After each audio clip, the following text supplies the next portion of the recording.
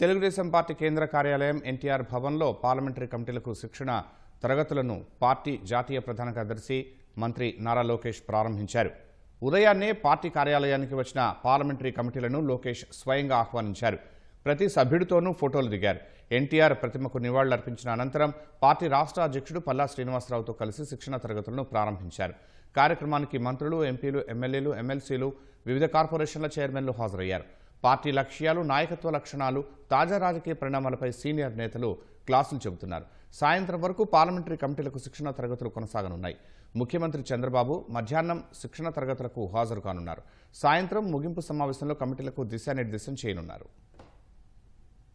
మేము మా నాయకులందరినీ పిలిచి వాళ్ళకు ట్రైనింగ్ సెషన్ పెట్టామండి. ఎందుకంటే చాలామంది నాయకులకు వ్యవస్థ పట్ల, ఆర్థిక పరిస్థితుల పట్ల, సమాజం పట్ల కొంత అవగాహన కల్పించాలనే ఉద్దేశం ఈరోజు లోకేష్ బాబు గారు మరి ఇనిషియేట్ చేశారండి. అందుకే మాకు ఉన్నటువంటి పార్లమెంట్ కమిటీ సుమారు 1000 మంది కార్యకర్తలను పిలిపించి ఒక ట్రైనింగ్ సెషన్ నడితే అనుభవం ఉన్నటువంటి నాయకులతో, మా సీనియర్ నాయకత్వంతో వారికి ఎదుర్కొన్నటువంటి పరిస్థితులు, పార్టీ యొక్క భావజాలం కావచ్చు, పార్టీ యొక్క విధి విధానాలు కావచ్చు, చేసినటువంటి సంక్షేమం కావచ్చు, ప్రభుత్వం ఉన్నప్పుడు ఎదుర్కొన్నటువంటి సవాళ్ళు, ప్రభుత్వం లేనప్పుడు ఎదుర్కొన్నటువంటి సవాళ్ళు కానీ, అలాగే ఈరోజు మీడియా యొక్క ప్రభావం మీద కానీ, ఇలాగా కొన్ని టాపిక్స్ తీసుకొని సీనియర్ నాయకులందరితో కూడా ట్రైనింగ్ ఇవ్వడానికి ఈరోజు కార్యక్రమం పెట్టామండి. కీర్తి చేసిన నందమూరి తారక రామారావు గారి యొక్క మూల సిద్ధాంతం ఏదైతే ఉందో సమాజ స్థాపన జయంగా ఈరోజు ముందుకెళ్తున్నామండి.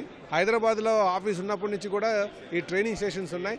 మళ్ళీ ఈరోజు మేము మంగళగిరిలో ఆఫీస్ స్టార్ట్ చేసిన తర్వాత మళ్ళీ పూర్తి స్థాయిలో ఈ ట్రైనింగ్ కార్యక్రమం పెట్టడం జరిగిందండి.